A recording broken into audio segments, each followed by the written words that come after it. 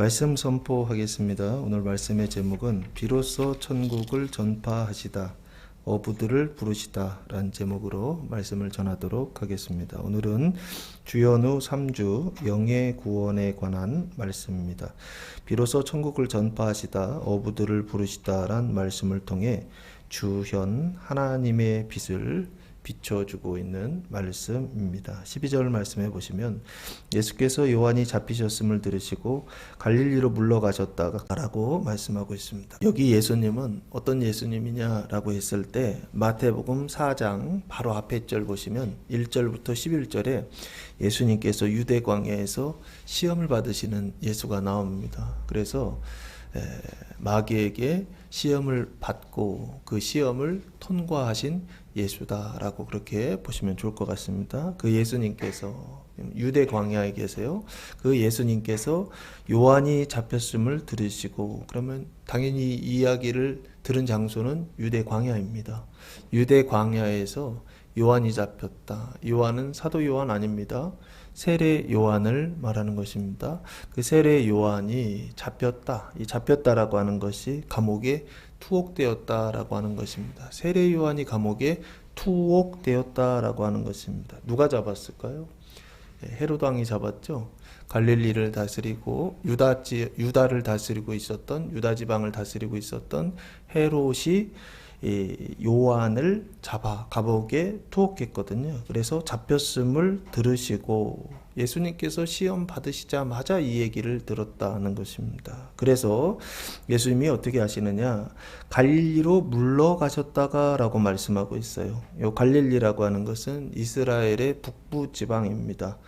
이 북부 지방은 누가 살고 있었느냐라고 했을 때 이방인들이 많이 섞여 살고 있었어요. 그래서 이방 지역이다라고 말합니다. 갈릴리의 원래 뜻은 원이라고 하는 뜻입니다. 동그라미 있죠? 원이라고 하는 뜻을 가지고 있습니다. 이유는 그 갈릴리 바다가 동그랗게 되어 있어요. 원처럼 그렇게 되어 있습니다. 그래서 원이라고 하는 이름을 가지고 있고, 그 갈릴리로 물러가셨다라고 말씀하고 있어요. 이게 물러가셨다는 얘기는 돌아갔다는 얘기인데, 그 원래 뜻을 보면 도망쳤다라고 보는 게 더 맞지 않을까 싶습니다. 요한이 잡혀서 감옥에 잡혀서 죽을 것 같거든요. 그러니까 예수님도 지금 여기로 도망치셨어요. 근데 그 도망치신 것은 어찌 보면은 두려워서, 죽을까봐 두려워서, 예수님도 감옥에 잡힐까봐 두려워서 도망쳤다라고 그렇게 볼 수도 있지만, 그러나 예수님은 그런 뜻이 아닙니다. 그 뒤에 보시면 여기로 도망친 이유가 있어요. 왜 도망치시느냐? 십자가에 달려 돌아가셨을 때 예수님의 그 잘못이 있잖아요. 그러니까 무엇을 잘못했느냐 했을 때 얼마든지 변명하실 수 있었거든요. 그 대제사장이 법정 앞에 섰을 때에도 자기 자신을 변호할 수 있었는데 침묵하셨다, 그렇게 말씀하고 있어요. 예수님은 죽어야 될 때 죽고, 또한 죽지 말아야 될 때 죽지 말아야 되는 것을 정확히 알고 계셨던 것 같아요. 지금 이 상황은 아직 죽으면 안 돼요. 예수님이 아직 잡히면 안 돼요. 그러니까 어떻게 해요? 어찌 보면은 좀 부끄러운 거죠. 도망친다는 게 힘이 없다는 것이고 능력이 없다라고 하는 어떤 그런 모습이라고 생각하거든요. 근데 예수님은 힘이 없거나 능력이 없거나 그 죽는 것이 두려워서 지금 도망치는 게 아니라 하나님의 뜻을 이루기 위하여 도망쳤다. 이걸 명심하시기 바랍니다. 예수를 믿는다라고 하는 것은 용기가 100배 해서 죽는 것이 이 믿음이 좋은 것이다, 이렇게 생각할 수 있을지 모르겠지만 이거 아니에요. 죽어야 될 때 죽어야 되고 살아야 될 때 사는 거, 이게 진짜 믿음이다라고 하는 것입니다. 예수님이 십자가에 달려 돌아가실 때 정확히 그곳에서 아무 말씀도 하시지 않고 돌아가셨어요. 아무 변명도 하시지 않고 침묵하셨어요. 그래서 돌아가셨거든요. 근데 오늘은 도망가셨다는 거예요. 근데 그 도망가심이 부끄러움이 아니라 그 도망가심이 하나님의 말씀을 이루기 위하여, 하나님의 말씀에 순종하기 위하여 도망가더라는 거예요. 도망가시기 바랍니다. 뒤로 물러가시기 바랍니다. 물러나야 될 때 물러나야 되는데 물러나지 않고 용감하게 또 앞으로 다가가는 성도들이 있어요. 아닙니다. 예수님께서 물러나셨다, 도망가셨다라고 말씀하고 있어요. 그래서 싸워야 될 때 싸워야 되지만 도망가야 될 때 도망가는 거, 이게 믿음이다라고 하는 사실 기억하시고, 오늘 이번 주에는 예수님이 도망가셨다라고 말씀하고 있어요. 그래서 지금 유대 광야, 남부 지역이거든요. 이스라엘의 이 남부 유대 광야에서 북부, 이스라엘의 북부 지방, 맨 끝에 지방으로 물러가셨다가 도망가셨습니다. 그리고 13절, 나사렛을 떠나라고 말씀하고 있어요. 갈릴리 나사렛으로 도망치신 거예요. 그 나사렛은 예수님의 고향이죠. 태어나신 곳은 베들레헴, 그리고 어린 시절 성장하신 곳은 요 나사렛입니다. 이 갈릴리 나사렛을 떠나 어디로 가시느냐면 스불론과 납달리 지경 해변에 있는 가버나움에 가서 사시니라고 말씀하고 있어요. 요 가버나움을 이렇게 설명하고 있죠. 스불론과 납달리 지경 해변에 있는 곳, 여기를 가버나움이다라고 말씀하고 있습니다. 그래서 스불론은 누구인가요? 야곱의 아들이죠. 아들인데 몇 번째 아들이냐면 10번째 아들입니다. 레아가 출산한 6번째 아들이요. 창세기 30장 20절 말씀에 보시면, 창세기 30장에 보시면 야곱이 아이들을 출산하는 장면이 나옵니다. 레아가 이르되 하나님이 내게 후한 선물을 주셨도다. 내가 남편에게 6 아들을 낳았으니 이제는 그가 나와 함께 살리라 하고 그의 이름을 스불론이라 하였더라. 레아의 아들이죠. 레아가 낳은 6번째 아들이고, 야곱 입장에서 보면은 10번째예요. 지금 총 10번째 아들이 스불론입니다. 스불론이고, 그리고 납달리가 나오는데 이 납달리는 8절입니다. 30장, 창세기 30장 8절 보시면, 라헬이 이르되 내가 언니와 크게 경쟁하여 이겼다 하고 그의 이름을 납달리라 하였더라. 요 납달리는 레아가 라헬이 난 아들은 아니고, 7절, 라헬의 시녀 비라가 다시 임신하여 둘째 아들을 야곱에게 낳음에 하면서 시녀 있죠. 라헬의 시녀 비라가 낳은 아들입니다. 2번째 아들인데 야곱의 입장에서 보면은 6번째 아들이에요. 6번째 아들 납달리입니다. 그 납달리, 그래서 스불론과 납달리 지경이라고 하는 것은 경계선이라고 하는 말이고, 이 스불론과 납달리라고 하는 말은 야곱의 아들들이 분배받은 땅을 이야기합니다. 이 분배받은 땅이 어딘가 봤더니 스불론 지역이 나사렛이 있는 곳이더라고요. 갈릴리 서쪽에 나사렛이 있는데 이쪽 지역이 스불론이고 납달리는 북쪽 지역이더라고요. 갈릴리 북부 지방. 그래서 이 서쪽과 북쪽이 만나는 지점이 있어요. 요 스불론이 서쪽인데 이렇게 동쪽으로 이렇게 쫙 이렇게 삐져서 나온 땅이 있더라고요. 그래서 그 스불론과 납달리가 만나는 해변길이 있는데 그 길이 바로 어디냐면요, 가버나움이라고 하는 곳입니다. 그 스불론과 납달리 지경 경계선 해변에 있는 그 해변길에 세워져 있는 도시가 있어요. 그 해변 도시가 가버나움이라고 하는 도시입니다. 이 가버나움은 갈릴리 북부인데 갈릴리 바다에서 북쪽으로 시계 방향으로 보면은 11시 방향이더라고요. 거의 11시, 12시 요 정도 되는 방향에 있는 해변 도시입니다. 항구 도시인데 이 가버나움에 가서 사시니, 이 가버나움이라고 하는 말은 가버가 마을이라고 하는 뜻이에요. 그리고 나훔이 위로라고 하는 뜻을 가지고 있더라고요. 그래서 위로의 마을이다라고 하는 뜻을 가지고 있어요. 요 비슷한 이름이 하나 있었죠. 평화의 도시라고 하는 뜻을 가지고 있는 도시가 있었죠. 평화의 도시 어디입니까? 예루살렘. 예루살렘 할 때도 예루가 시티예요. 그리고 예루살렘, 살렘이 평화, 샬롬이라고 하는 단어에서 왔습니다. 그래서 평화의 도시라고 하는 뜻을 가지고 있는데 여기 가버나움도 비슷하더라고요. 위로의 도시, 위로의 마을이라고 하는 성읍이라고 하는 뜻을 가지고 있습니다.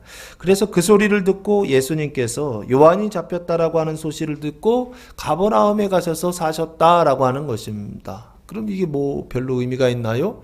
내 의미를 가지고 있다라고 사도 마태는 지금 증언하고 있는 것입니다. 14절 말씀해 보시면 예수님께서 가버나움에 가서 사신 것이 도대체 뭘 하는 거냐? 거기 도망가셨는데 도망가신 그 이유가 뭐냐라고 했을 때 14절 이는 선지자 이사야를 통하여 하신 말씀을 이루려 하심이라 일러스되라고 말씀하고 있습니다. 말씀을 이루는 것이다. 누구를 통하여? 선지자 이사야를 통하여 하신 말씀을 이루는 사건. 그것이 바로 뭐냐면 예수님께서 도망가신 사건. 지금 가버나움에 가서서 사시는 이 일이 결국에 하나님의 말씀을 이루기 위한 것이다 라고 그렇게 설명을 하고 있습니다. 그래서 그 이사야 선지자를 통하여 하신 말씀, 이사야라고 하는 말의 뜻은 무엇이냐면 이사야라고 하는, 이사 플러스 야라고 하는 단어인데요. 이사라고 하는 말은 구원이라고 하는 말이고요. 야라고 하는 단어는 여호와라고 하는 뜻입니다. 그래서 여호와는 구원이시다라는 뜻이에요. 여호와께서 구원하신다라고 하는 뜻을 가지고 있습니다. 이 이름이 구약에도 있고 신약에도 있죠. 하나님이 구원이시다. 하나님께서 구원하신다라고 하는 이름이 있죠. 구약에 어디 있습니까? 여호수아.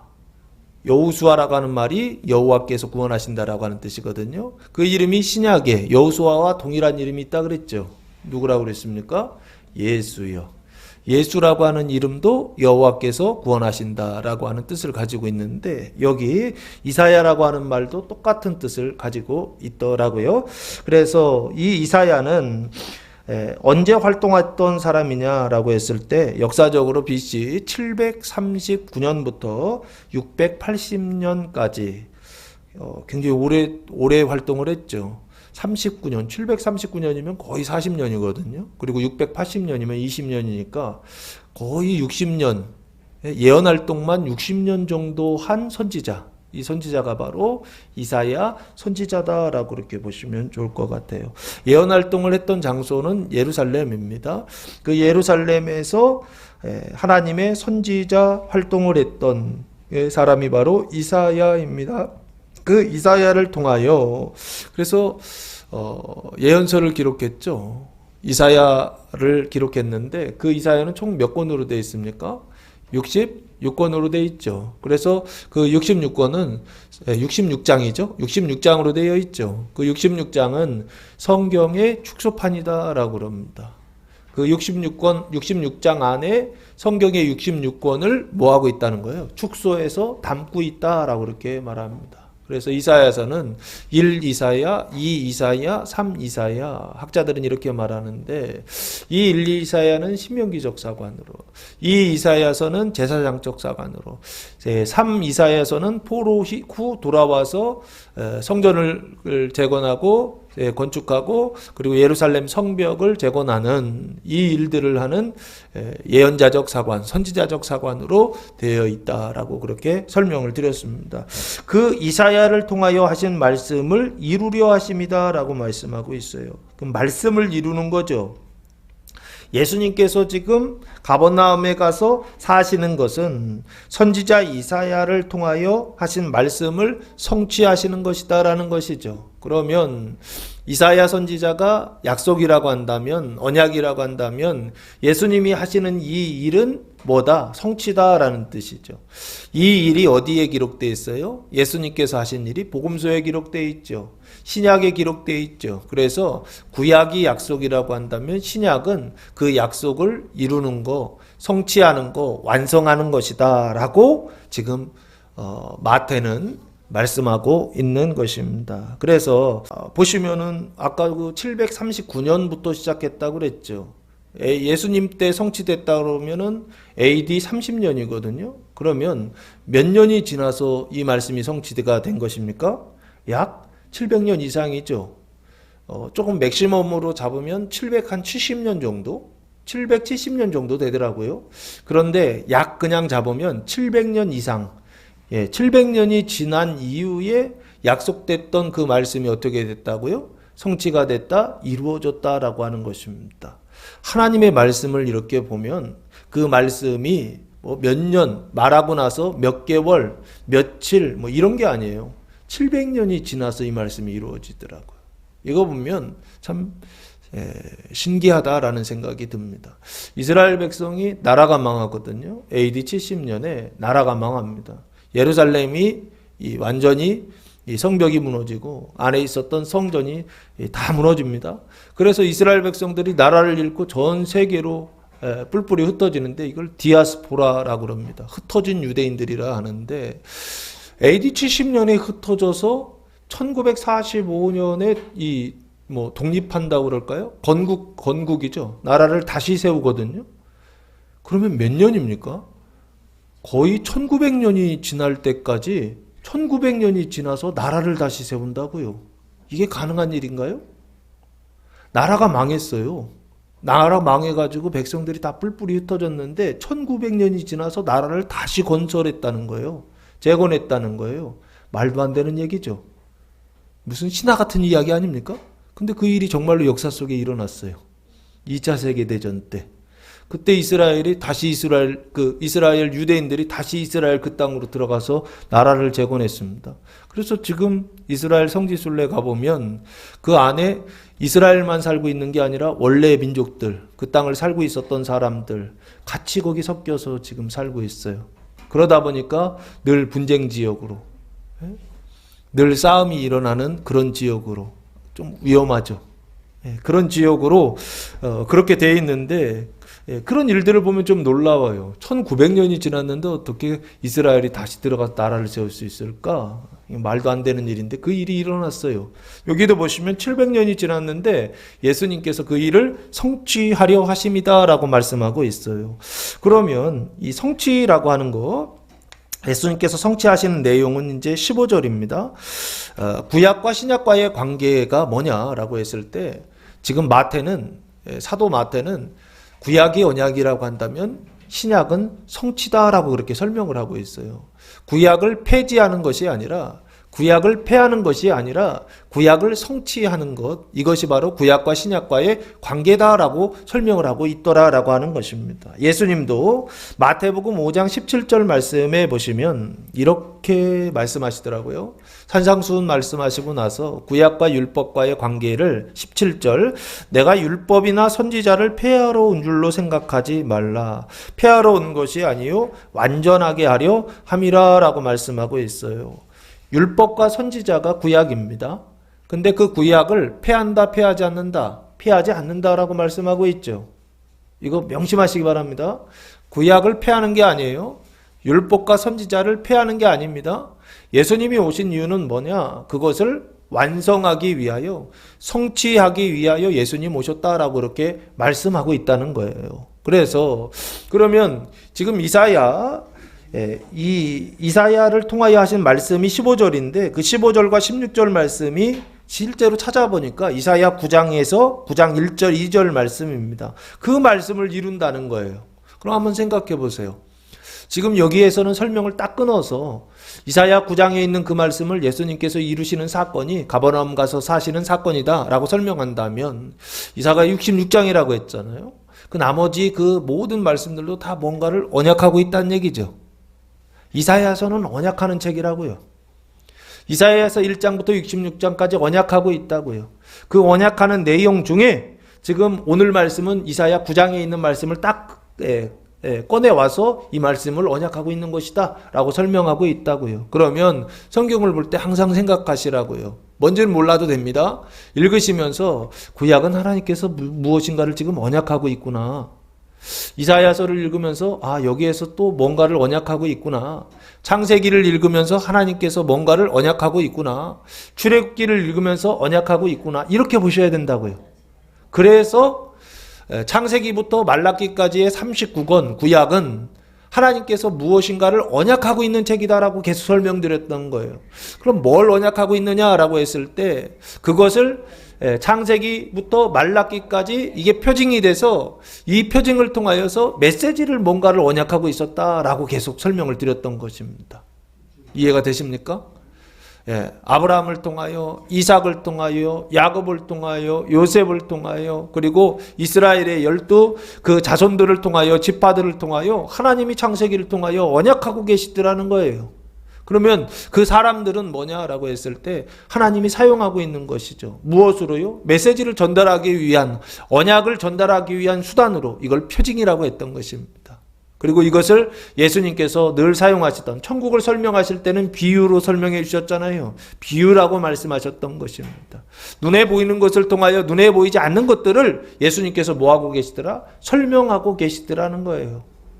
그래서 예수님께서 가버나움에 가셔서 사셨던 사건, 이거 의미를 갖지 않는다고 한다면, 마태가 이게 뭔지 설명해 주지 않았다고 한다면, 예수님이 도망가셔서 거기 가셔서 가버나움 가셔서 사신 사건은 우리에게 아무런 의미가 없습니다.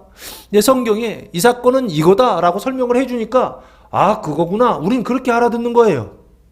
아시겠습니까? 그래서 성경을 볼 때 아무것도 몰라도 아, 구약에서 뭔가 언약하고 있구나. 그게 뭔지는 몰라요. 근데 뭔가 언약하고 있구나. 근데 신약을 읽다 보면 계속 얘기하고 있는 거예요. 아, 이 말씀은 이걸 언약하고 있는 것이다. 이 말씀은 이걸 언약하고 있는 것이다. 신약에서 계속 그걸 말씀하고 있어요. 그러면 말하고 있는 거, 이걸 성취하고 있다라고 하는 거, 이걸 확실히 알 수 있겠죠. 구약하고 신약하고 서로 연결시킬 수 있겠죠. 내 마음대로 연결시키는 게 아니라 성경에 그렇게 연결하고 있으니까 그 두 사건은 같은 사건이다.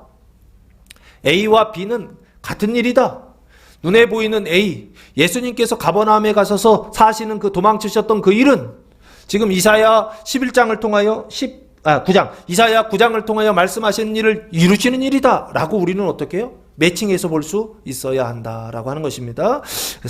지금 사도 마태는 사도입니다. 그 사도 마태가 지금 이렇게 연결해서 설명하고 있더라라고 하는 것입니다. 그러면 15절 말씀해 보시면 구체적으로 예수님께서 무엇을 이루고 계시는 것이냐? 스불론 땅과 납달리 땅과 요단강 저편 해변길과 이방의 갈릴리요라고 말씀하고 있어요.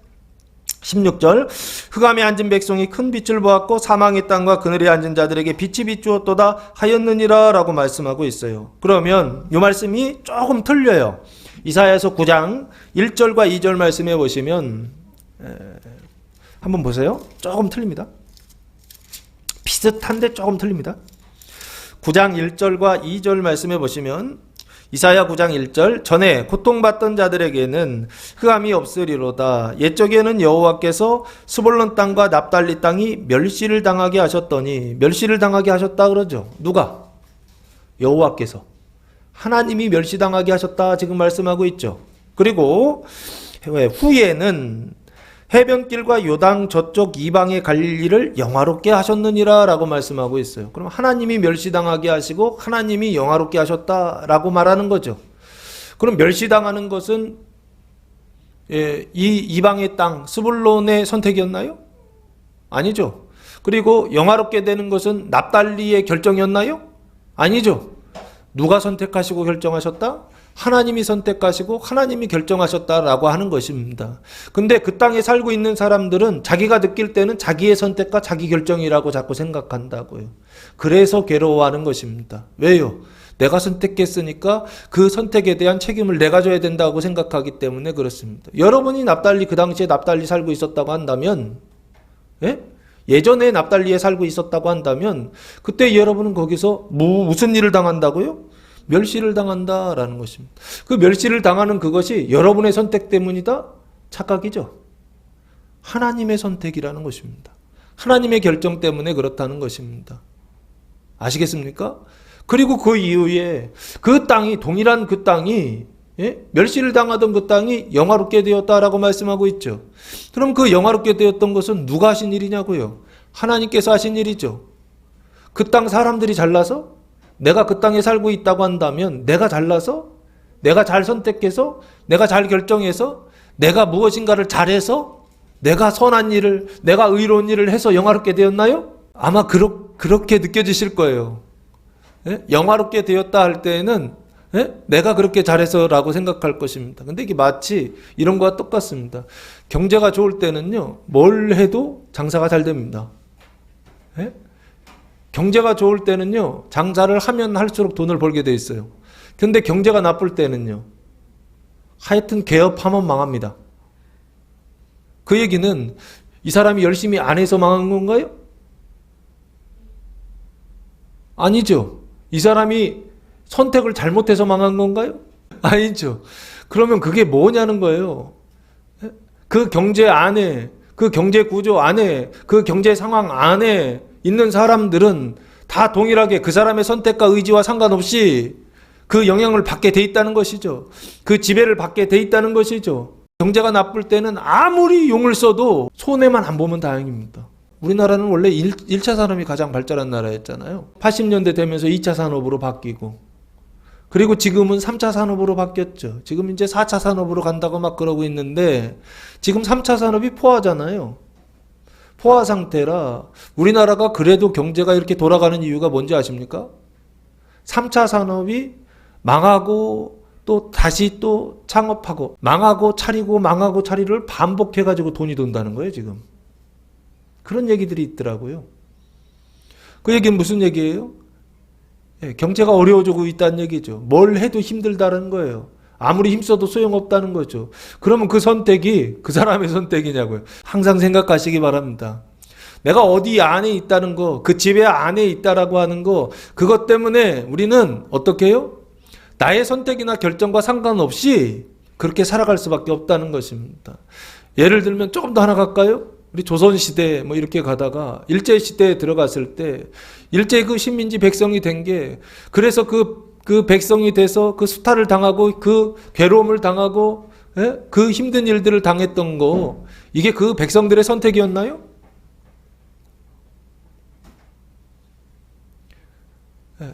그 속에서 한국인으로 대한민국 사람으로 산다라고 하는 것 자체가 아무리 열심히 산다고 해도 어떻게 해요? 오히려 한국인으로 대한민국 사람으로 산다라고 하는 것 자체가 더 괴로움이죠. 그죠? 일제시대니까. 그때는 친일을 해야 잘 살 수 있다고요. 그 안에 살고 있었던 사람들의 그 선택과 결정이요. 그 사람들의 몫이냐고요. 크게 이렇게 생각해 보면, 작게 생각하면 나의 선택과 모든 게 결정이라고 생각되지만, 크게 넓게 이렇게 보면 나의 선택이 아니구나. 나는 그 세상 속에 있었던 것이구나. 그 세상의 결정과 그 선택에 따라서 나는 그렇게 살 수밖에 없었던 거구나 라고 하는 걸 얘기해 주는 거 아닌가요? 지금 여기 납달리가 멸시를 당했는데 하나님이 하셨다는 겁니다. 갈릴리를 영화롭게 하셨는데 하나님이 하셨다는 것입니다. 갈릴리의 선택이 아니라, 갈릴리의 결정이 아니라 하나님의 그 결정에 의해서 어떻게 해요? 영화롭게 되었다는 것입니다. 하나님께서 멸시를 당하게 하시고 하나님께서 영화롭게 하실 때 하나님께서 여러분에게 주시는 그것이 가장 좋은 것이다 라고 하는 믿음을 가지시고 그것을 받아들여서 기쁨으로 그 길을 걸어갈 수 있는 성도들 되시기를 예수님의 이름으로 축복합니다.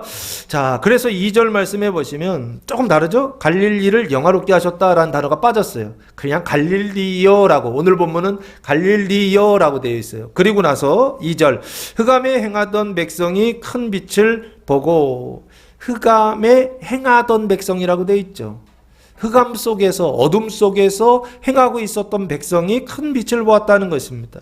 사망의 그늘의 땅에 거주하는 자에게 빛이 비추도다 라고 말씀하고 있어요. 비슷한데 조금 다르죠? 자, 그래 다시 본문으로 돌아오시면 흑암에 앉은 백성이 큰 빛을 보았고 사막의 땅과 그늘에 앉은 자에게 빛이 비추었소다 하였느니라 라고 말씀하고 있어요. 근데 그 앞에 15절 이방의 갈릴리여 라고 말씀하고 있죠. 그 이방의 갈릴리를 하나님께서 원래는 영화롭게 하셨다라고 이사야서에는 기록되어 있었죠. 그러면 여기 이방의 갈릴리는 지리적으로 지금 어디를 얘기하느냐? 가버나움을 얘기합니다. 예수님께서 사셨던, 도망쳐서 사셨던 그 가버나움을 이야기하고 있고 그 가버나움을 하나님께서 어떻게 하셨느냐?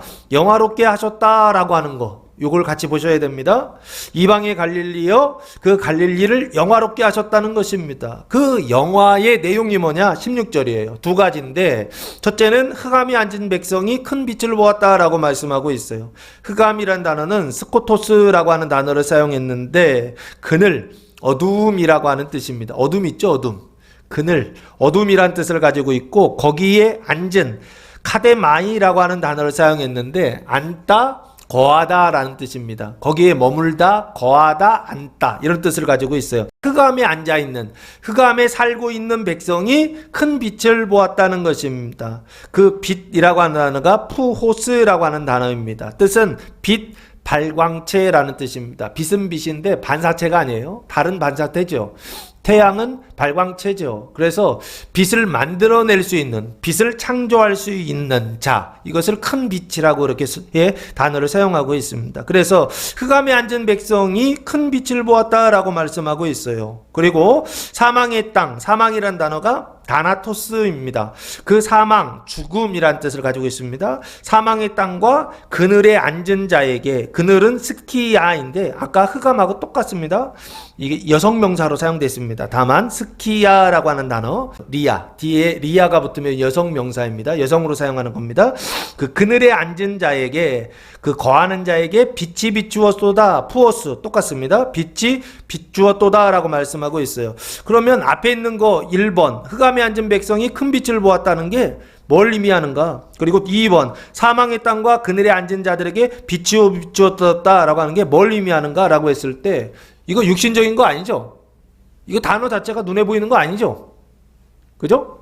흑암이나 사망이나 뭐 이런 단어들은 빛이나 이거는 눈에 보이는 단어로 사용했지만 눈에 보이는 거 아닙니다. 육신적인 거 아니에요? 그럼 이건 뭐냐고요? 영적인 것이고 신앙적인 차원, 눈에 보이지 않는 것을 지금 말씀하고 있죠.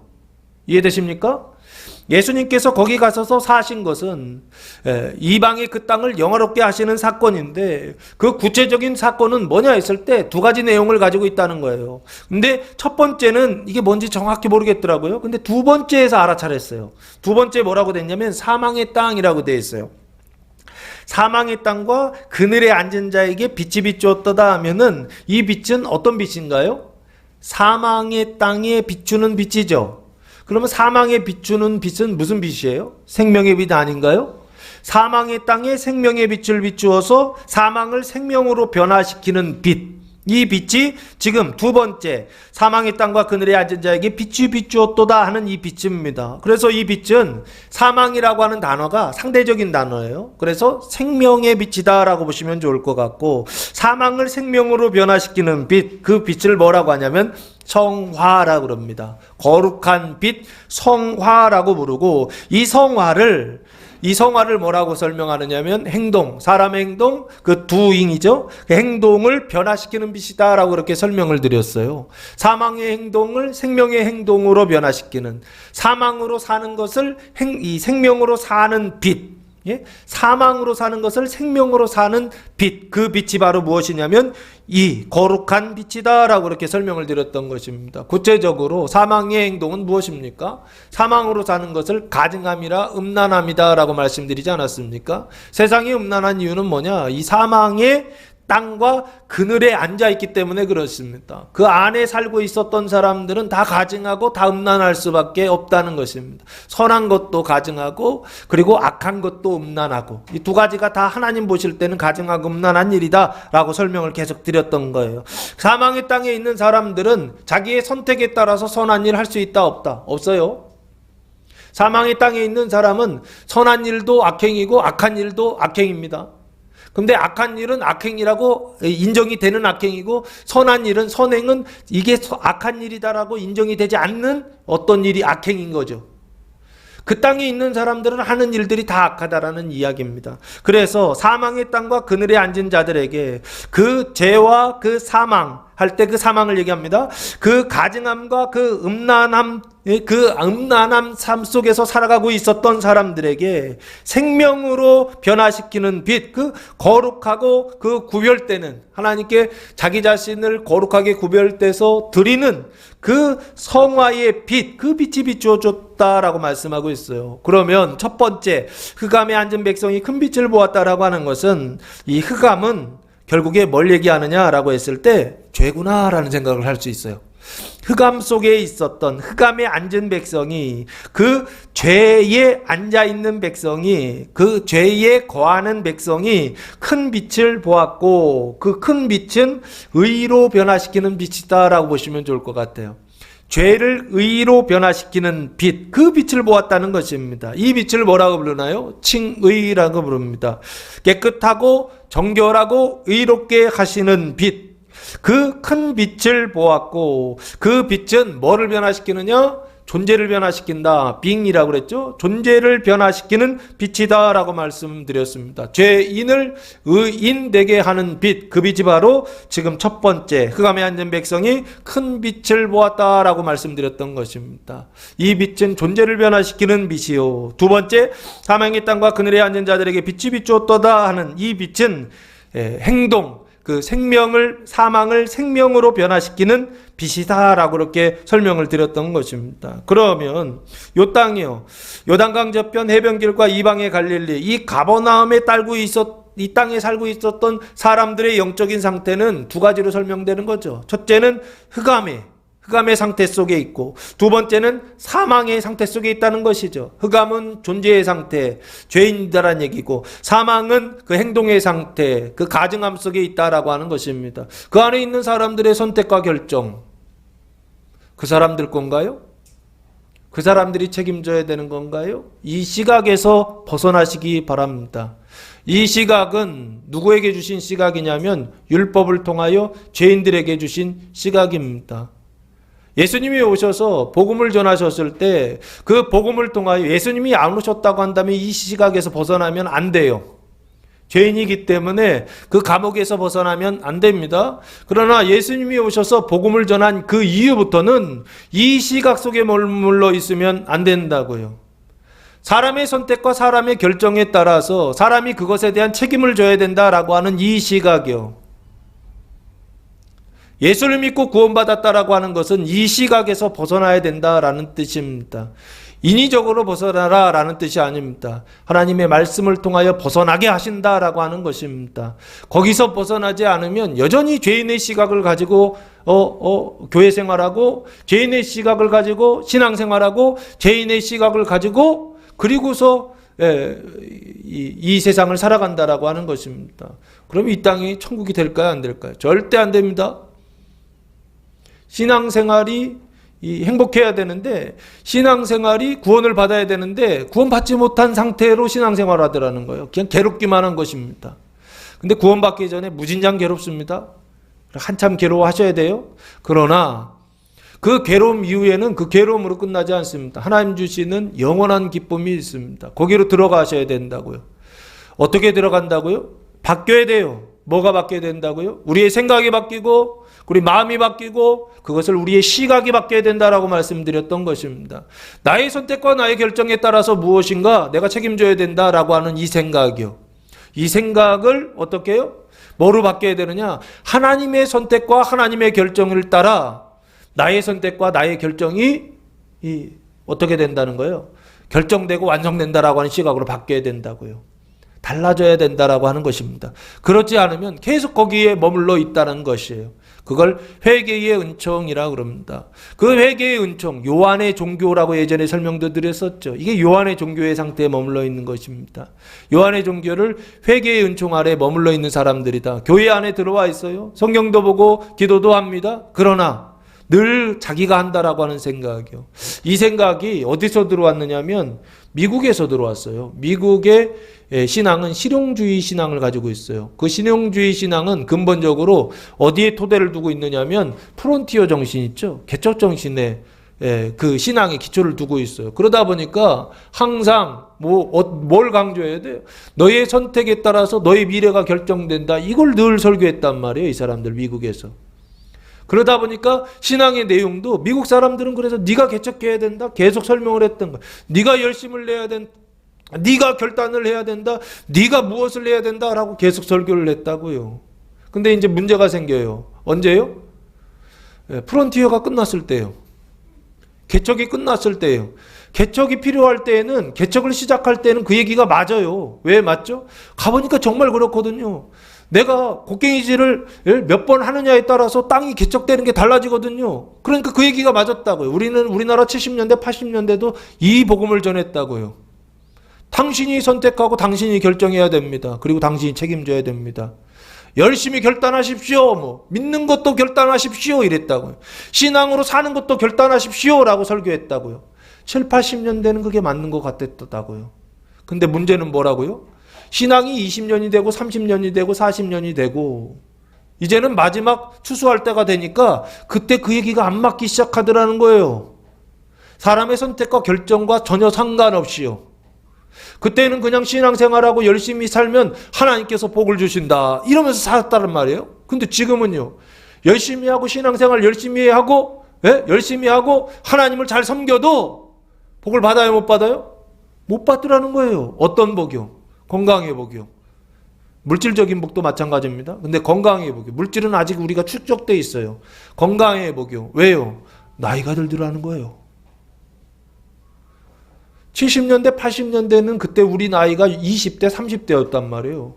근데 30년, 40년이 지나니까 지금 70대가 되고 80대가 됐어요. 그때 신앙생활 하시던 분들이. 그러다 보니까 어떤 상황이 옵니까? 그때 말이 안 맞더라는 거예요. 사람의 선택과 사람의 결정에 따라서 무엇인가 된다고 설교를 했는데 사람의 윤리와 사람의 도덕이요. 그것을 높이 쌓으면 하나님의 복을 받는다. 이게 신앙이라고 가르쳤는데 문제는 요즘 시대에는 그게 안 맞기 시작하더라는 거예요. 삐걱삐걱하기 시작했습니다. 코로나는 그것 때문에 주신 것 같아요. 다른 시대로 들어가야 된다라고 하는 것입니다. 너희가 어렸을 때 젊었을 때는 그 신앙 가지고도 됐지만 사람의 선택과 결정에 따라서 네가 결단하는 것에 따라서 구원받고 못 받는 게 결정된다. 뭐 이런 식으로 우리가 설교를 했다고요. 그런 식으로 우리가 믿고 예수님을 믿고 하나님을 섬겼다고요. 근데 지금은요. 그 신앙을 넘어서야 된다는 것입니다. 그 신앙을 지나가야 된다는 것입니다. 그래서 어떻게 해요? 내가 하는 것도 있지만 내가 하는 게 근본이 아니라 눈으로 볼 때는 내가 하는 것이지만 근본적으로는 누가 하시는 것이다? 하나님이 하시는 것이다. 하나님이 선택하시고 하나님이 결정하시는 그것에 따라서 세상은 어떻게 해요? 운영되고 통치되고 그렇게 굴러가는 것이다 라고 하는 단계로요. 우리의 신앙이 성장해야 되고 우리의 신앙이 변화돼야 된다라고 하는 것입니다.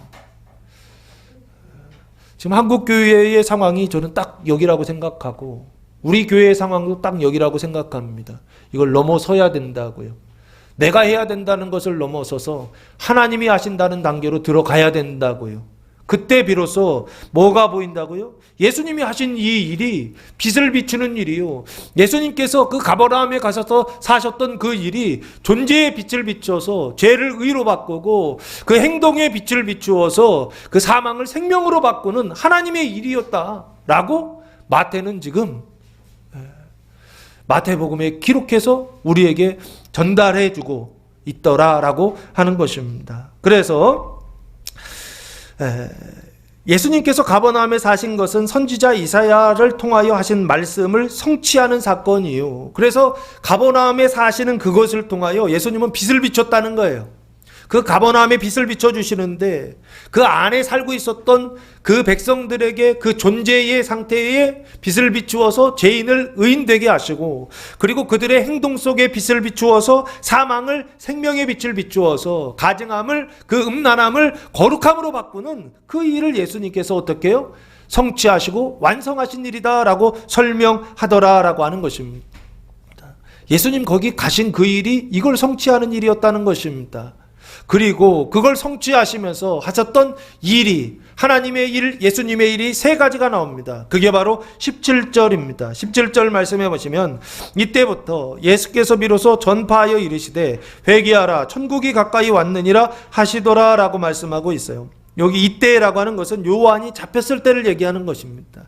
이때라고 하는 것은 가버나움에서 사시는 때를 말하는 것입니다. 이때라고 하는 것은 이사야의 말씀을 성취하시는 이때를 말하는 것입니다. 그래서 요한이 잡히는 거, 요한이 감옥에 갇히는 거 눈으로 볼 때는 좋은 일입니까? 나쁜 일입니까? 나쁜 일이죠. 여러분이 감옥에 갇힌다, 여러분이 투옥된다, 지금 투옥된다라고 한다면 이거 좋다고 생각하는 사람 하나도 없을 것입니다. 이처럼 요한이 투옥되는 일들을 이번 한 주간 경험하게 되었을 때 이거 나쁜 일이구나 라는 생각이 들 것입니다. 그러나 나쁜 일이다 라는 생각이 들 때 이 말씀 기억하시라고요. 투옥되는 그 일을 통하여 예수님이 어디로 가셔서 가버나움으로 도망가셔서 그 가버나움에 가서 사셨는데 그 일을 통하여 도망가는 그 일을 통하여 무슨 일을 하시더라? 주현 하나님의 빛을 비추는 존재에 비추고 행동에 비추어서 그 땅의 사람들이 그 빛을 보고 구원을 받는 이런 역사가 여기에서 일어나더라. 성경에서 예수님이 하셨던 그 일을 통하여서 갇히는 그 일을 통하여서 일어나더라. 이번 한 주간 요한이 갇히든 이번 한 주간 여러분의 삶 속에 갇히는 일, 투옥되는 일, 육신적으로 투옥되는 것도 있지만 우리의 마음이 영원히 투옥되는 어떤 일, 위축되는 어떤 일, 이런 일들이 있을 때 무조건 나쁘다 생각하지 마시고 이 일을 통하여서 무슨 일을 이루신다? 빛을 비추는 하나님의 주현, 하나님을 나타내는 그리스도를 나타내는 이 일을 하나님께서 성취하신다 라고 받아들이셔서 그 갇히는 그 일이 여러분에게 슬픔이 아니라 그 갇히는 그 일이 여러분에게 근심이 아니라 그 일을 통하여 기뻐하고 그 일을 통하여 감사할 수 있는 성도들 되시기를 예수님의 이름으로 축복합니다. 자, 그래서 예수께서 비로소 전파하셨다 그래요. 비로소라고 하는 단어가 아르코인데요. 이 아르코라는 단어는 첫째라는 뜻입니다. 처음에. 그래서 그 요한복음 1장이 태초에 말씀이 계시니라 하잖아요. 그 태초라는 단어가 아르케라고 그랬죠. 이 아르케의 동사형이 아르케, 태초에 아르코라고 하는 단어입니다. 비로소 처음으로 전파하여 이르시되 말씀하셨다라고 하는 것입니다. 무엇을 말씀하시느냐? 이 전파라는 단어가 이 케리소라고 하는 단어인데요. 공적으로 전파하다라는 뜻입니다. 공적으로 공포하다라는 뜻을 가지고 있어요. 그러니까 이 공적으로 공포한다라고는 예수님께서는 말하는 것이거든요. 그 말한 것이 어디에 기록되어 있죠? 지금은 신약에 기록되어 있죠. 복음서에 기록되어 있죠. 그래서 이게 하나님의 말씀입니다. 그 하나님의 말씀, 빛을 비추는 하나님의 말씀을 전파하여 이르되 말하는 것이죠. 하나님의 일을 하는 것입니다. 하나님의 행위를 지금 하고 있는 것입니다. 전파하여 이르시되 17절이 예수님께서 전파하시는 이 일은 하나님의 일이다라고 하는 것입니다. 하나님의 말씀을 전하는 것이 하나님의 일이고 또 하나가 있죠. 하나님의 일은 뭐다? 요한복음 6장 보시면 예수님께서 하나님의 일을 전파하는 것이 하나님의 일이고 우리는 그 전파를 어떻게 해요? 받는 것이요. 그게 하나님의 일이죠. 요한복음 6장 보시면 6장 28절 그들이 묻되 우리가 어떻게 하여야 하나님의 일을 하오리까 하면서 하나님의 일을 묻죠. 사람의 일이 있고 하나님의 일이 있는데 우리가 어떻게 하면 하나님의 일을 할 수 있습니까? 라고 물었단 말이에요. 그때 예수님의 대답이 이거예요. 29절 예수께서 대답하여 이르시되 하나님께서 보내신 일을 믿는 것이 하나님의 일이니라 하시니 라고 말씀하고 있어요. 하나님께서 보내신 일을 믿는 거 그분이 누구세요? 예수님이시죠. 예수를 믿는 거죠. 예수님의 말씀을 믿는 거죠. 믿는 게 뭐다? 하나님의 일이다 라고 말씀하고 있죠. 그러면 믿는 건 뭐예요? 믿음은 들음에서 나며 들음은 그리스도의 말씀으로 말미암는다라고 되어 있죠. 믿는 거 영접하는 거란 말이에요. 하나님의 말씀, 그리스도의 말씀을 영접하는 거라고요. 지금은 어떻게 영접해요? 말씀을 읽는 방법으로 영접하죠. 하나님의 성경을 읽는 방법으로, 성경을 듣는 방법으로, 하나님의 말씀을 설교 시간에 듣는 방법으로 하나님의 말씀을 영접하지 않습니까? 그 영접하는 걸 믿는다고 한단 말이에요. 그래서 우리가 성경을 본다는 것은 무슨 일을 하는 것이냐라고 했을 때 사람의 일을 하는 것이 아니라 하나님의 일을 하는 것이다 라는 뜻입니다. 열심히 일하시기 바랍니다. 사람의 일도 해야 됩니다. 먹고 살아야 되니까. 그러나 무엇보다도 하나님의 일을 하시기 바랍니다. 하나님의 일은 뭐냐? 믿는 것이다 라고 그랬습니다. 무엇을 믿는 것이냐? 그리스도의 말씀을 믿는 것이다 라고 그랬습니다. 하나님의 말씀을 믿는 거. 그 말씀이 다 여기 기록되어 있습니다. 성경이요. 하나님의 말씀을 먹는 거예요. 많이 먹고 하나님의 말씀을 많이 믿고 하나님의 말씀을 많이 영접해서 그래서 무슨 일을 하는 사람들? 하나님의 일을 하는 사람들 되시기를 바랍니다. 예수님은 하나님의 말씀을 전하는 것으로 하나님의 일을 하고 계시다고요. 그런데 우리는 어떻게 하나님의 말씀을 듣는 것을 통하여 믿는 것을 통하여 하나님의 일을 하고 있다고요. 기억하세요? 어렸을 때는 듣는 것으로 하는 것입니다. 장성했을 때는요, 말하는 것으로, 전파하는 것으로 하나님의 일을 하는 것입니다. 예수님께서 지금 그 일을 하고 계시다라고 하는 것입니다. 영화의 은총을 베풀어 주시는 그 흑암에 앉은 백성들에게, 사망의 땅에 앉아있는 백성들에게, 그 땅에 살고 있는 백성들에게 큰 빛을 비추어 주시는, 빛을 비추어 주시는 그 일을 하고 있다라는 것입니다. 구체적으로 무엇을 통하여? 전파요. 하나님의 말씀을 전파하는 그 일을 통하여서 빛을 비추는 일을 하시더라라고 하는 것입니다. 그 내용이 무엇입니까? 회개하라. 천국이 가까이 왔느니라 라는 것입니다. 회개라고 하는 것은 메타노에오라고 하는 동사를 사용했는데 뜻은 다르게 생각하다, 뉘우치다, 죄고하다 라고 하는 뜻을 가지고 있습니다. 그러니까 다르게 생각한다는 것은 기존의 생각이 있다는 얘기죠. 기존의 생각이 있는데 그 생각을 다르게 생각한다는 얘기죠. 그럼 기존에 가지고 있는 생각은 뭐예요? 지금 가지고 있는 생각은 무엇입니까? 지금 가지고 있는 생각이 있는데 그 생각을 다르게 생각한다는 얘기예요. 그럼 지금 가지고 있는 생각은 뭐냐고요? 지금 우리가 가지고 있는 생각이요. 우리가 예수 믿고 구원받기 이전에 가지고 있었던 그 생각이요. 그 생각을 뭐라고 그랬습니까? 아담과 하와가 창세기 3장에 타락하고 나서 누구의 말을 듣기 시작했다? 뱀의 말을 듣기 시작했다라고 말씀드렸죠. 그러면 지금 가지고 있는 생각은 뱀의 말을 따라서 하는 생각 아닌가요? 그 뱀의 말을 듣고 그 뱀의 말을 따라서 생각하고 그 뱀의 말을 따라서 살아가고 있는 거기에서 회개하라는 것이죠. 거기에서 어디요? 다르게 생각하는 자리가 어디냐면 천국이 가까이 왔다라고 말씀하고 있어요. 그 얘기는 회개한다라고 하는 것은 천국으로 회개한다라는 뜻입니다. 그러면 지금 있는 자리는 어디예요? 천국의 반대라고 생각하면 되겠죠. 천자가 하늘 천자에 국자가 나라 국자예요. 천이 우라노스예요. 우라노스라고 하는 말의 뜻은 하늘이라고 하는 처소인데 하나님이 계시는 처소를 우라노스라고 그럽니다. 그래서 성경에서는 하늘이 두 가지죠. 눈에 보이는 하늘이 있죠. 스카이 하늘이 있고 눈에 보이지 않는 하늘이 있죠. 그 하늘이 뭡니까? 헤븐이라고 하죠. 영어로요. 헬라어로는 우라노스라고 하고요. 하나님이 계신 처소를 우라노스라고 합니다. 그럼 천국은 눈에 보이는 천국이 아니에요. 이 천국은요. 눈에 보이지 않는 하나님이 다스리시는 나라, 하나님이 통치하시는 나라를 천국이라고 한다고요. 그 천국으로 회개하는 것입니다. 그러면 원래 지금 있었던 나라는 어딘가요? 천이니까 천의 반대면 지잖아요. 지, 땅지자에서 지잖아요. 그래서 지국이라고 하면 좋지 않을까. 그건 제가 만드는 겁니다. 지국에서 천국으로 회개한다라고 보시면 더 선명하지 않을까. 그럼 지국은 어떤 상태예요? 뱀의 말을 듣고 사는 상태이겠죠. 죄와 사망의 상태 속에서 이게 수단입니다.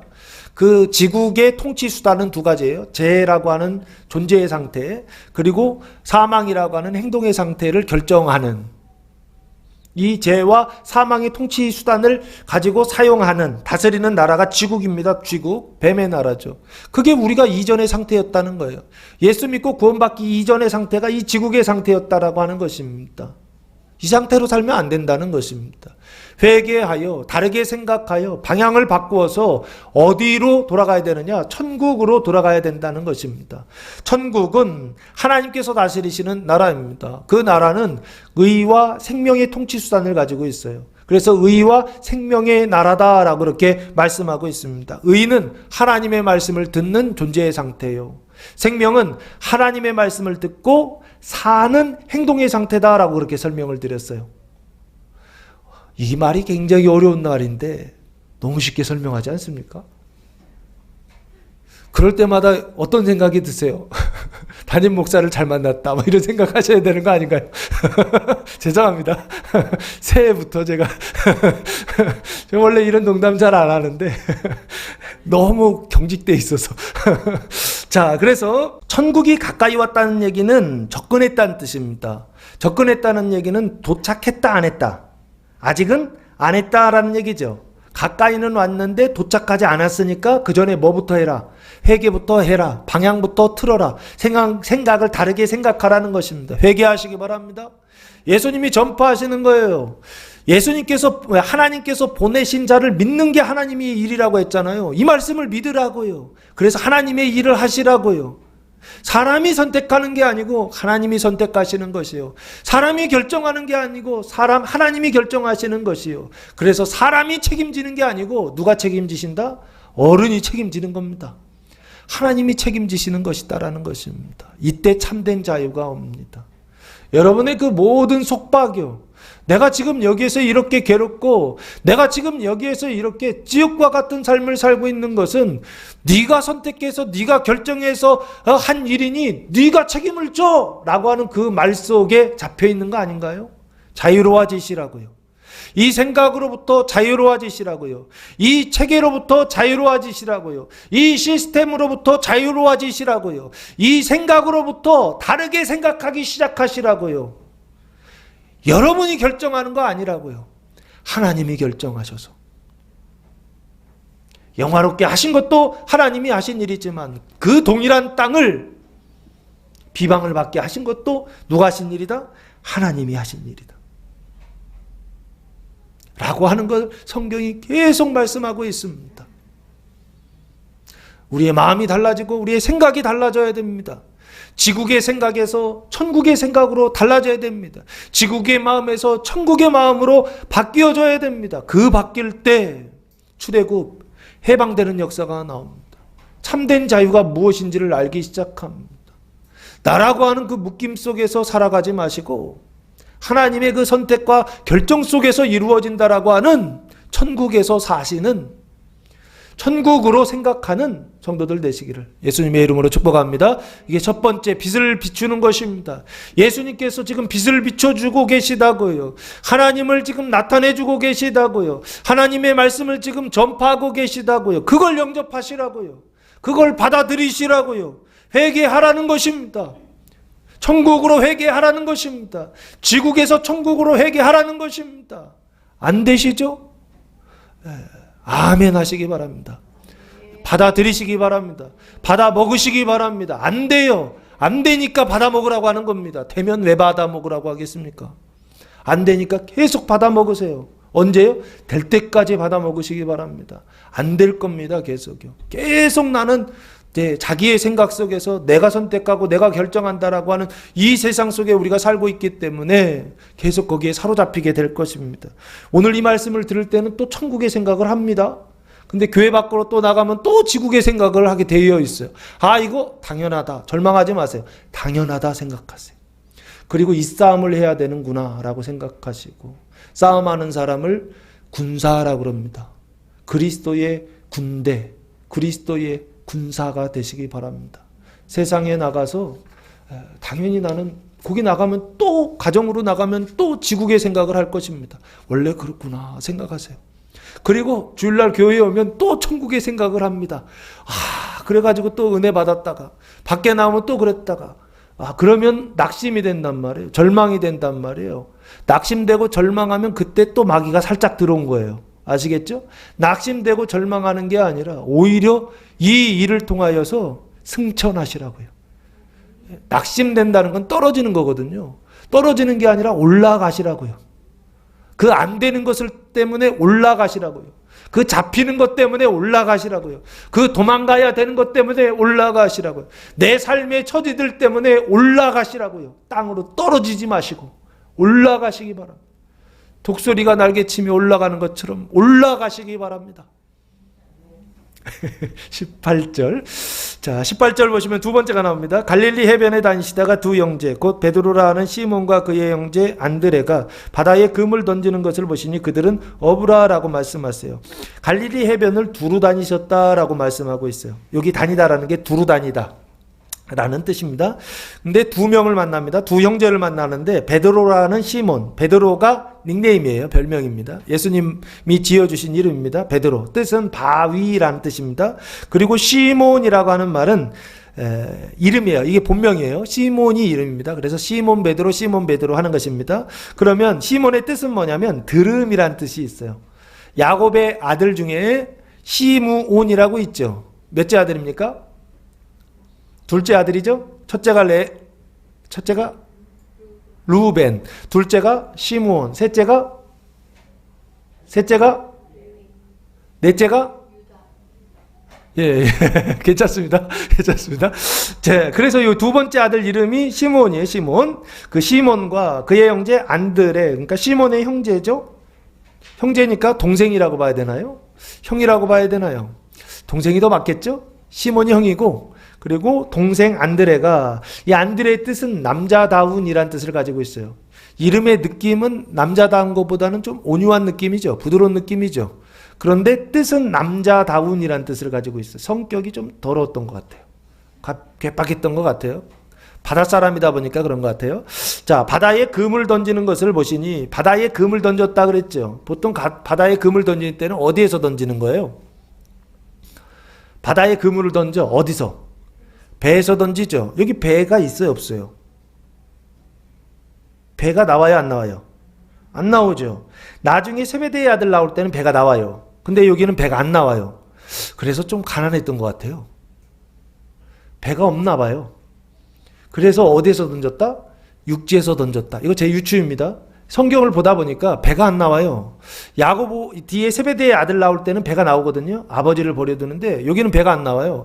그러면 이거 육지에서 던졌나? 이런 생각을 했어요. 육지에서도 던질 수 있죠. 예?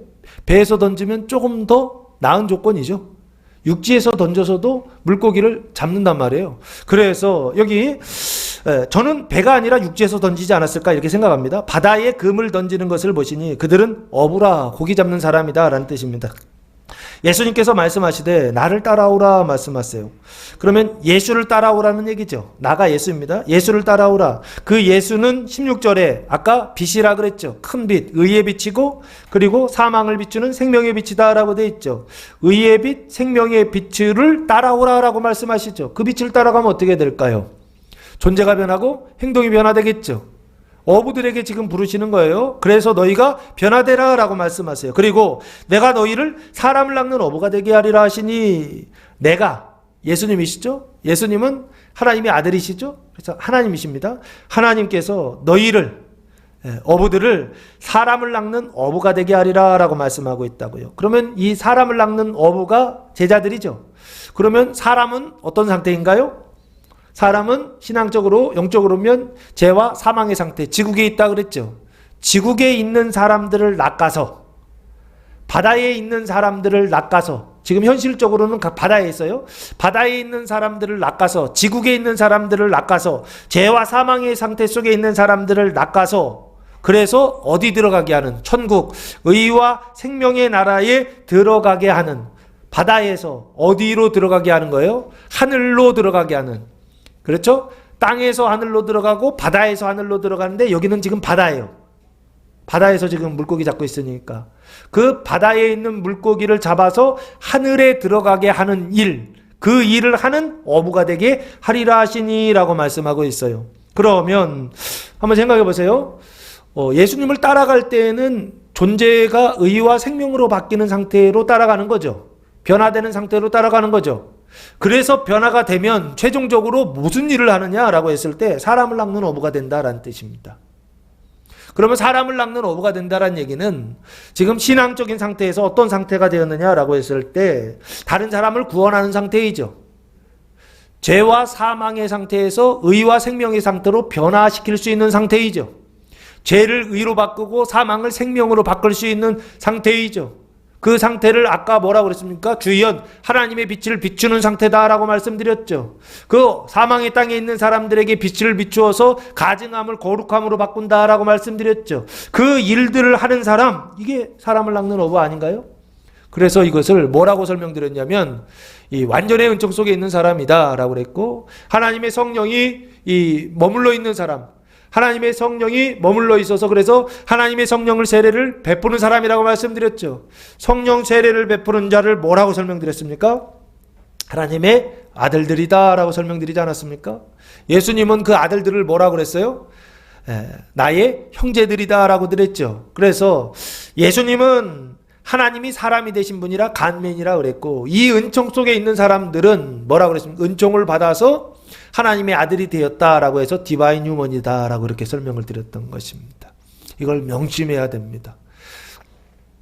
다른 사람을 구원하는 일들을 시작하면 그때부터는 내가 하나님의 아들이다. 예수님하고 동급이다라고 그렇게 교만해질 수가 있어요. 그래서 교주가 돼요. 교주가. 하나의 교를 만들고 교주가 되는데 그러면 안 되고 오히려 진짜 신앙을 갖게 되면 이 단계에 들어갔을 때 진짜의 신앙을 갖고 사람들을 구원하기 시작하면 의와 생명으로 구원하기 시작하면 지국에서 천국으로 바꾸는 그 일들을 진짜 감당하기 시작하면 어떻게 돼? 예수님처럼 자기를 낮추기 시작한다고요. 그런데 사람을 구원하고 사람들이 막 따르기 시작하는데 자기를 높이기 시작하면 그때부터는 교주가 되는 거예요. 아시겠죠? 그때부터는 사단이 되는 겁니다. 예수가 되는 게 아니라 사단이 되는 거예요. 디바인 휴먼이 아니에요. 은총을 받은 사람이 아니라 은총이 아니라 하나님의 은총이 아니라 마귀의 선물을 받은 거죠. 그 사단의 뱀의 선물을 받은 사람들이 되죠. 그러다면 미혹하는 일을 한단 말이에요.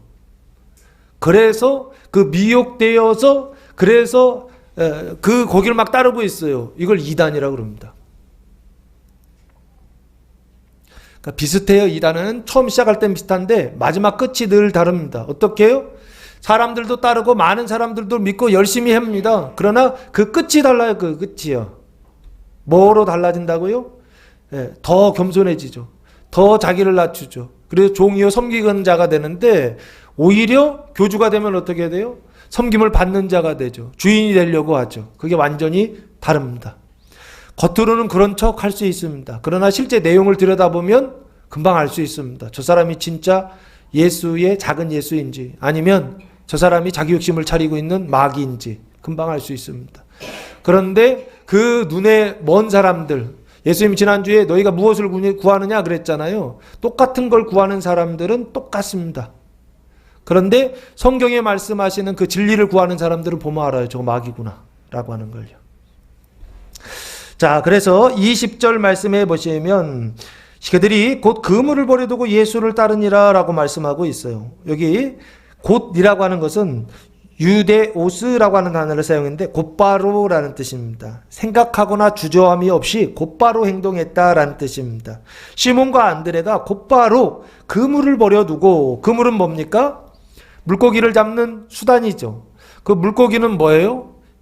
먹고 사는 수단이죠. 그래서 생계의 수단이라고 보시면 됩니다. 그 생계의 수단을 버려두고 어떻게 했다? 예수를 따랐다라고 말씀하고 있어요. 이 예수를 따르다는 단어는 아콜루데오라는 단어를 사용했는데 함께 같은 길에 있다라는 뜻입니다. 그래서 동행하다, 따르다라는 뜻으로 번역이 되어 있습니다. 예수님이 부르셨고 두 명의 제자들이 따랐다라고 하는 것입니다. 21절 말씀해 보시면 거기서 더 가시다가 다른 두 형제가 나타납니다. 더 멀리 가셨다는 것입니다. 곧 세베대 아들 야고보와 그의 형제 요한이, 야고보라고 하는 말은 야곱이라는 말입니다. 발꿈치를 잡은 자라는 뜻입니다. 대신하는 자, 후사라는 뜻도 있고요. 그래서 야고보라는 단어는 야곱이라고, 아브라함, 이삭, 야곱 할 때 그 야곱이라고 하는 이름입니다. 그리고 요한이란 단어는 뜻은 여호와께서 총애하심, 사랑하심이라는 뜻을 가지고 있어요. 그 야고보와 요한이 그의 아버지 세베대와 함께 배에서 그물 깁는 것을 보시고 부르시니, 그러면 이 사람들의 직업은 뭡니까? 어부죠. 물고기 잡는 사람들입니다. 그런데 조금 다른 점은 뭐냐면 아버지가 등장해요. 그의 아버지 세베대와 함께 배에서, 그럼 이 배는 누구 배예요? 아버지 배죠. 똑같이 생계의 수단인데 뭐를 더 가지고 있냐면 배와 그물을 가지고 있어요. 유산이 있죠. 베드로보다는 좀 더 부자였던 것 같아요. 업으로서는 훨씬 더 뛰어난 어떤 조건을 가지고 있죠. 왜? 배를 가지고 있으니까. 그물만 가지고 있으면 맨날 육지에서 던져야 되는데 배를 가지고 있으니까 어떻게 해요? 바다 멀리까지 가서 물고기를 잡을 수 있는 더 좋은 조건이죠. 요건을 가지고 있어요. 그런데 그 세베대의 아버지 세베대와 함께 배에서 그물 깁는다라고 되어 있죠. 깁는 게 뭡니까? 카탈리조라는 단어를 사용했는데 수리하다. 그 수리해서 그래서 물고기 잡기 위하여 준비하다는 뜻을 가지고 있습니다. 깁는 것을 보시고 예수님께서 부르셨다는 거예요. 베드로와 안드레를 부르시고 시몬과 안드레를 부르시고 지금 두 번째는 누구요? 야고보와 요한을 부르셨다라고 하는 것입니다. 22절 그들이 곧 배와 아버지를 버려두고 예수를 따랐다라고 말씀하고 있어요. 배라고 하는 거, 그들이 배, 생계수단이라고 그랬죠. 유산이라고 그랬죠. 그거를 버렸다는 것입니다. 버리시기 바랍니다. 아멘이 안 나오시죠? 조금 주저하는 거 느꼈습니다. 자, 두 번째, 아버지를 버려두고 아버지를 버리시기 바랍니다. 네? 이 아버지를 버린다라고 하는 것은 육신의 아버지를 버린다라는 단순히 그런 뜻이 아닙니다. 이 아버지를 버린다라고 하는 것은 존재의 근거를 이야기하는 것입니다. 마치 이 DNA 같은 것인데 이 아버지를 통하여서 나는 계속 무엇인가 영적인 무엇인가를 유산으로 받고 있었던 거예요. 그게 죄와 사망이라는 것입니다.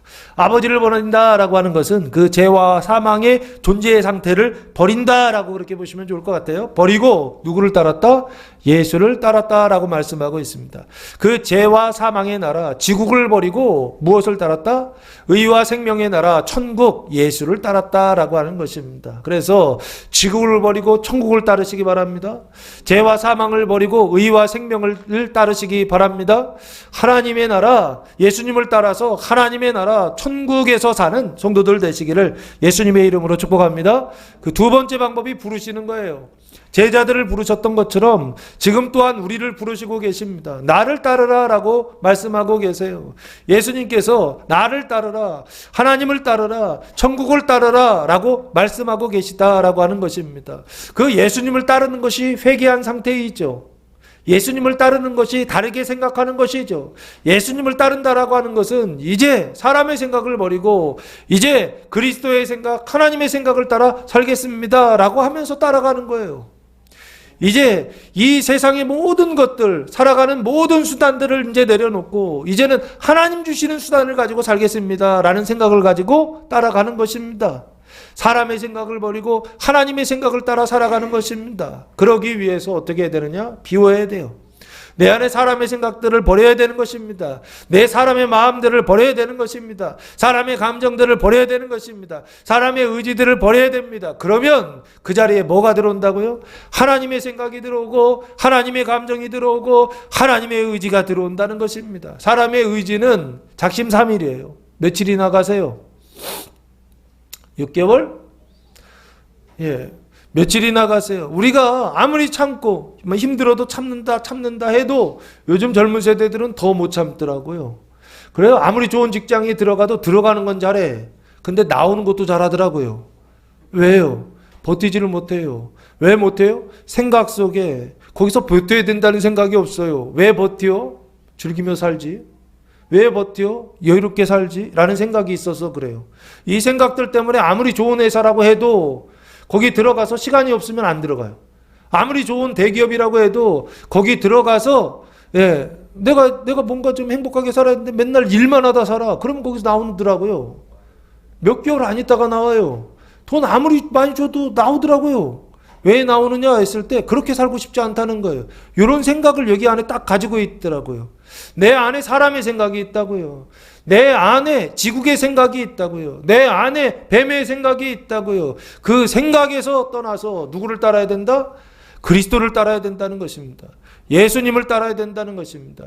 예수님의 말씀을 따라야 된다는 것입니다. 그게 다 여기 기록되어 있다고요. 성경에 기록된 하나님의 말씀을 따라야 된다라고 하는 것입니다. 하나님의 말씀은 처음부터 끝까지 계속 무엇을 말씀하고 있습니까?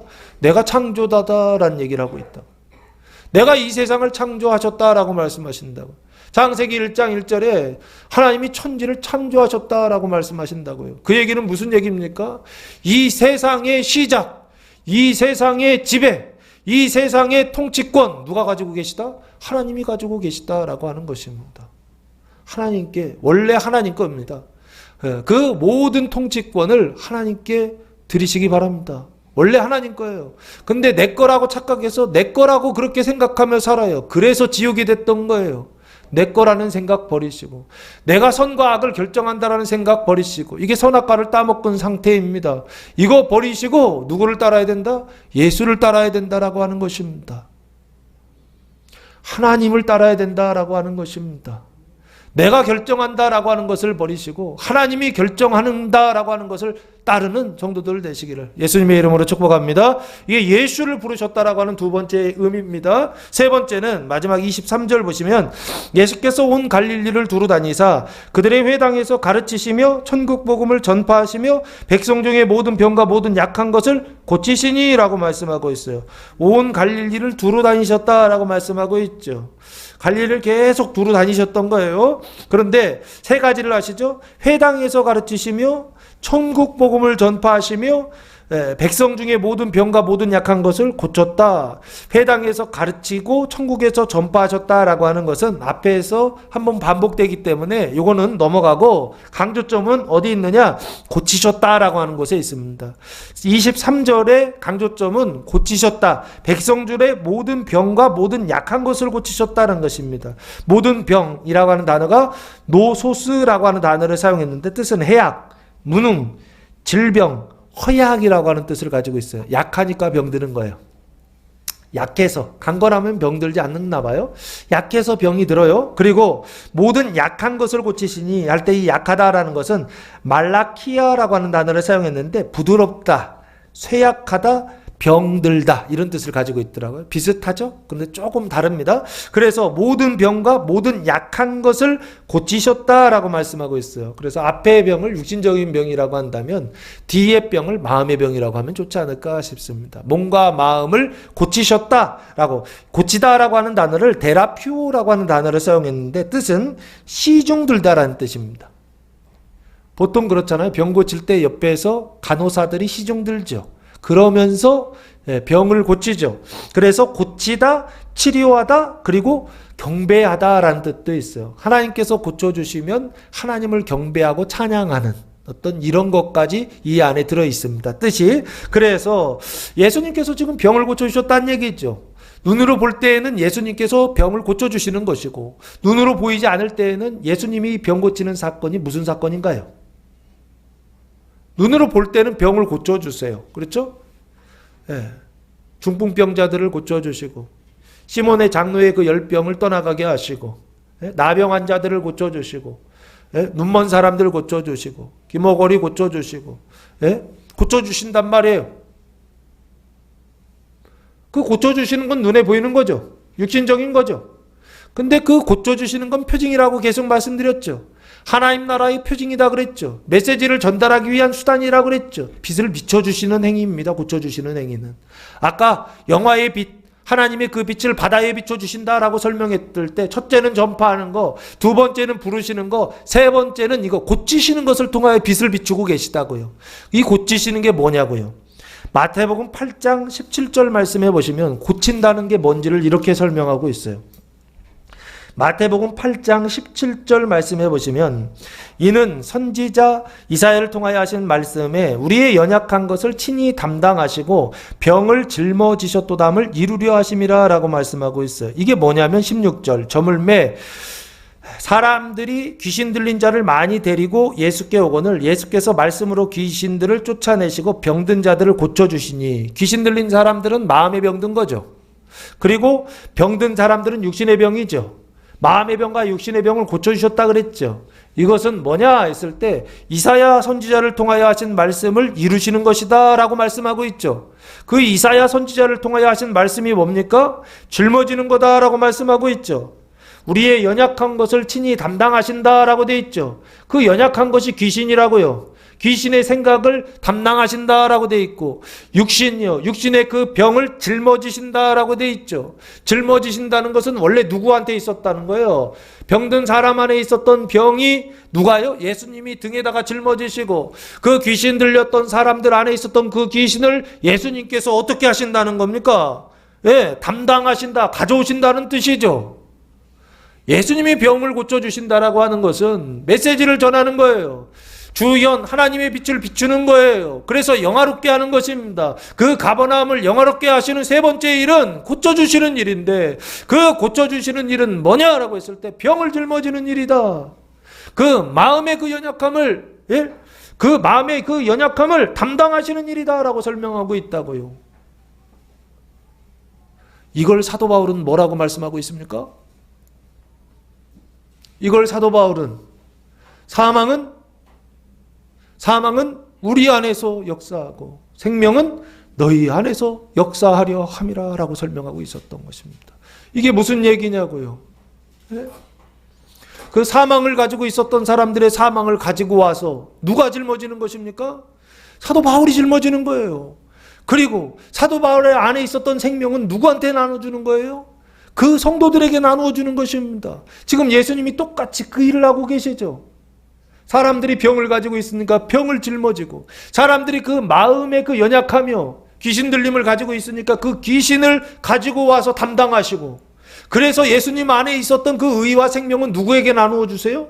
그 병든 자, 마음과 육신의 병든 사람들에게 나누어 주시는 그 일이요. 그 일을 지금 예수님께서 병을 고쳐주시더라라고 말씀하고 있더라라고 하는 것입니다. 사랑하는 성도 여러분, 형제들의 그 사망을 씻어주고 이웃들의 그 몸을 씻어주는 그 일이요, 그 죄를 씻어주는 그 일이요, 그 일을 누가 지금 하고 계시더라? 예수님께서 병 고치시는 그 일을 통하여, 눈에 보이는 표적을 통하여 눈에 보이지 않는 그 죄와 사망을 의와 생명으로 바꾸시는 그 일을, 병 고치시는 이 일을 통하여 하고 계시더라라고 하는 것입니다. 예수님께서 2000년 전에 요한이 잡히시는 그 일을 통하여 도망가셔서 그 땅에 빛을 비추어 주셨던 것처럼 이번 한 주간 동일한 일들이 일어날 것입니다. 그때 주님께서 전파하시고 제자들을 부르시고 그리고 병을 고쳐주시는 이 일들이요, 이방의 땅에 빛을 비추어 주시는 이 일들을 주님께서 일하실 때 여러분들이 주님을 대적하고 주님을 반대하고 주님과 정반대로 가는 자들이 아니라 주님 그 일하실 때 주님 제가 여기 있습니다, 한 손 들고 두 손 들고 두 발 들고 주님을 따라서 주님과 함께 동역할 수 있는 이방의 그 땅에 바다에 그 하나님의 빛을 비추는 그 일에 하나님과 함께 손붙잡고 동역하는 교회와 성도들 되시기를 예수님의 이름으로 축복합니다. 기도하겠습니다. 사랑과 은혜가 풍성하신 아버지 하나님, 감사와 찬송과 영광을 올려드립니다. 이번 주간 그리스도가 나타나는 비로소 천국을 전파하시다 어부들을 부르시다 복음이 선포될 때 그 말씀을 믿고 따름으로 천국의 빛이 밝게 빛나는 교회와 성도들 되게 하옵소서. 이제는 우리 주 예수 그리스도의 은혜와 하나님 아버지의 무한하신 사랑하심과 성령의 교통하심이 사랑하는 성도들 머리 위에와 가정 위에와 교회 위에 이제로부터 영원토록 함께 하시기를 간절히 축원하옵나이다. 아멘.